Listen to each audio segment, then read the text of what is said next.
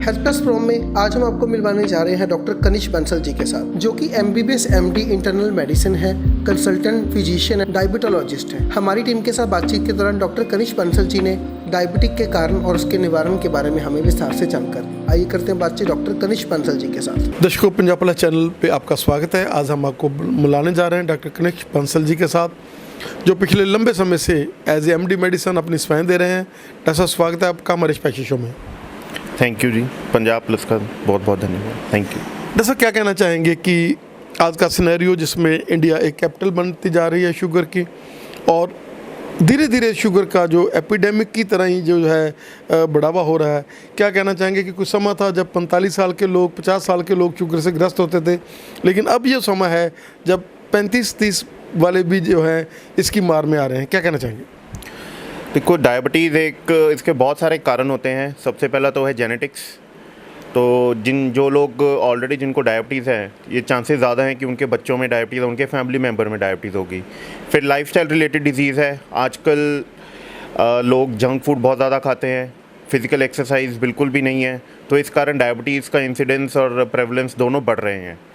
तो इस चीज़ को रोकने के लिए हमारे को डेफिनेटली एक हेल्दी लाइफस्टाइल अपनाना चाहिए। और जैसे आपने बताया कि कम एज में डायबिटीज़ हो रही है, उसका भी कारण यही है, जो हमारा वेस्टर्न डाइट है उस चीज़ को हम अपना रहे हैं, और जो हमारा पुराना जो जिसे हम देसी खाना बोलते हैं वो चीज़ हम बिल्कुल नहीं अपना रहे। तो इसके कारण डायबिटीज़ का इंसिडेंस और बढ़ रहा है और कम एज में हो रहा है। डॉक्टर साहब, क्या कहना चाहेंगे कि डायबिटीज़ के साथ जो डायबिटीज़ है वो एक स्टार्टिंग है हमारी, उसके साथ ही किडनीज, उसके साथ ही हमारी आँखें, उसके साथ ही हमारे फुट्स जो हैं, उसके साथ ही हमारा हार्ट। क्या कहना चाहेंगे कि शुगर तो एक गेटवे है जब आप बीमारी की तरफ सीढ़ियाँ चढ़ने लगते हैं?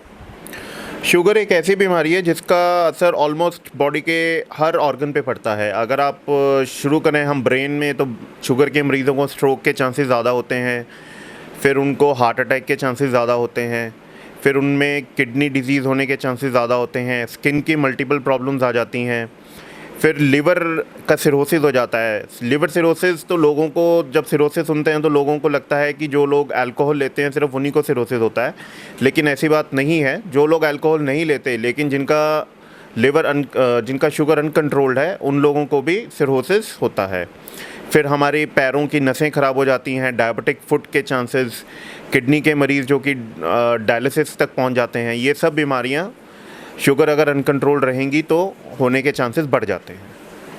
डॉक्टर साहब, फैटी लीवर जो कि एक अब कारण बन रहा है लिवर सिरोसिस का, क्या कहना चाहेंगे कि फैटी लीवर, पहले लोगों ने फैटी लीवर का नाम बहुत कम सुनते थे, अब पहली स्टेज वाले तो मेरे को लगता है कि तीसरा चौथा बंदा जो पहली स्टेज वाला तो है ही, और उसको लोग लाइटली भी ले रहे हैं। क्या कहना चाहेंगे कि अगर आप फर्स्ट स्टेज में हैं तो you should not take it lightly, you have to control yourself. अपने खाने को, अपने जो जंक फूड्स हैं उनसे आपको बचना होगा और एक्सरसाइज में ध्यान देना होगा। अदरवाइज़ अगर आप सेकंड थर्ड स्टेज में चले जाते हैं तो फिर वो आप उसको तो संभालना भी मुश्किल है।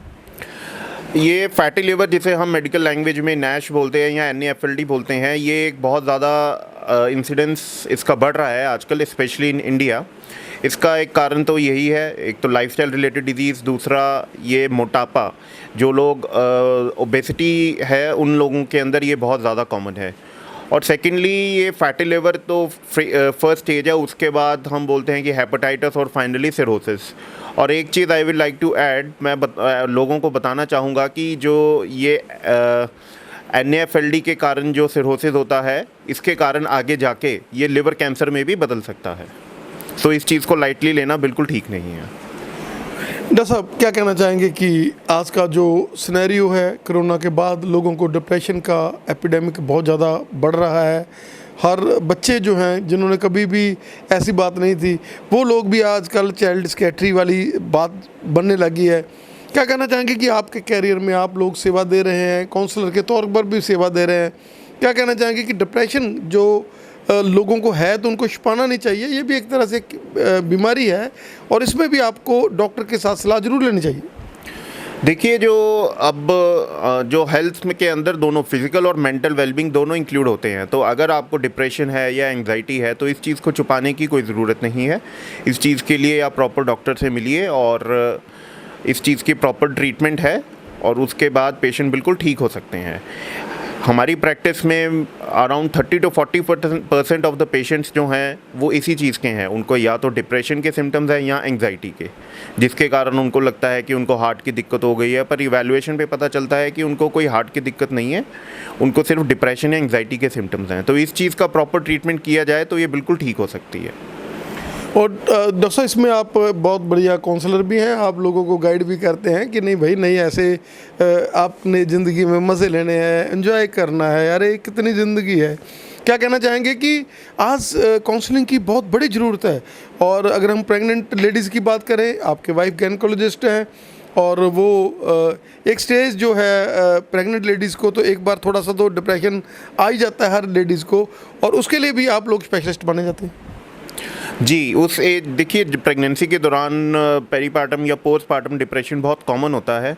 तो उस चीज़ को मैनेज करने के लिए हम यही बोलते हैं कि दे शुड योगा करें, मेडिटेशन करें, तो इस चीज़ से इसका बहुत फ़र्क पड़ता है। डसा एलर्जी जो कि किसी समय में जो एलर्जी है वो इतना ज़्यादा लोग नहीं ध्यान देते थे, वो कह देते थे ये कर लो, लेकिन आज एलर्जी में एक बहुत बड़ी मार्केट बन गई है और आप एक MD मेडिसिन हो। क्या कहना चाहेंगे कि एलर्जी को आप सिंपलिसिटी के साथ, कोई इतना ज़्यादा प्रॉब्लम नहीं है एलर्जी को, आप लोग अगर पेशेंट आता है आपको ध्यान से बात करता है, सारे आपको सिम्टम्स बताता है, तो एलर्जी भी कोई बहुत ही सिंपल है जिसके साथ आप लोग अपना जो है ज़िंदगी को सही बना सकते हैं। एलर्जी आजकल एक बहुत कॉमन इशू है लोगों के अंदर। इम्यून रिलेटेड प्रॉब्लम्स लोगों के अंदर बहुत इशू है। उसका सबसे बड़ा कारण है जो पोल्यूशन है आजकल एटमॉस्फेयर में। पर इस चीज़ से कोई घबराने की ज़रूरत नहीं है। हमें ये चीज़ ध्यान रखनी है, हमें ये चीज़ देखना है कि हमें एलर्जी किस चीज़ से है। हर पेशेंट को किसी एक पर्टिकुलर चीज़ से एलर्जी होती है। अगर उस चीज़ को वो पता कर लें और उस चीज़ को अवॉइड करें तो एलर्जी की प्रॉब्लम काफ़ी हद तक ठीक हो सकती है। जैसा क्या कहना चाहेंगे कि अगर आप के छाती में दर्द हो रहा है और आप उसको तेज़ाब समझ रहे हैं, क्या कहना चाहेंगे कि आप सेल्फ मेडिकेशन नहीं करनी, आपने केमिस्ट से जाकर गोली नहीं लेनी। आपको अगर छाती हर्ट, जो हमारा एक बहुत ही इम्पोर्टेंट अंग है, क्योंकि एक बार हर्ट गया तो गया सब कुछ। क्या कहना चाहेंगे कि लोगों को अवेयर होना चाहिए, जब भी आपकी छाती में दर्द है या कोई आपको प्रॉब्लम जाती है तो आपको एक स्पेशलाइज्ड MD मेडिसिन के साथ या हार्ट वाले स्पेशलिस्ट के साथ उसको जाना चाहिए आपको। देखिए, चेस्ट पेन तो एक बहुत ही मेजर इशू है। चेस्ट पेन अगर होता है तो डेफिनेटली बिल्कुल उस चीज़ को इग्नोर नहीं करना चाहिए और इमीडिएटली जाके सबसे पहले हॉस्पिटल में रिपोर्ट करना चाहिए, वहाँ जाके अपनी ECG करानी चाहिए। अगर उसमें कुछ हार्ट की दिक्कत लगती है तो उसका ट्रीटमेंट शुरू करवाना चाहिए। ये इसलिए ज़रूरी है क्योंकि अगर अर्ली स्टेजेस में इस हार्ट अटैक का पता चल जाए तो उससे ट्रीटमेंट अगर मिल जाता है तो पेशेंट बिल्कुल ठीक हो सकता है। सो ये एक प्रिवेंटेबल प्रॉब्लम है कि उसकी अगर पेशेंट थोड़ी सी भी देर करता है तो हम देखते हैं कि हमारे पास पेशेंट्स आते हैं, वो उनको काफ़ी देर से चेस्ट पेन हो रहा था, उन्होंने पहले इग्नोर किया। जब बहुत ज़्यादा बढ़ जाता है तो कई बार पेशेंट आते हैं इतनी ख़राब कंडीशन में आते हैं कि उनको बचाना मुश्किल हो जाता है। तो अगर चेस्ट पेन होता है तो इमीडिएटली हॉस्पिटल में रिपोर्ट करना चाहिए और जाके सबसे पहले ECG करवानी चाहिए। दर्शकों, हम बने हुए थे डॉक्टर साहब के साथ जिन्होंने हमें गाइड किया और हमें बताया कि कैसे आप लोग इन नामुराद बीमारियों से, डिप्रेशन से और हार्ट से, शुगर से कैसे आप अपने आप को बचा सकते हैं। और अगर आपको कोई प्रॉब्लम है भी, अगर शुगर की आपको स्टेज है, फर्स्ट स्टेज, सेकंड स्टेज है, आपको लग रहा है, तो आप लोग नीचे फ़ोन नंबर डॉक्टर साहब के चल रहे हैं, अपॉइंटमेंट लेकर आप डॉक्टर साहब से मिल सकते हैं। डॉक्टर साहब का हमें समय देने के लिए बहुत बहुत धन्यवाद। Thank you so much.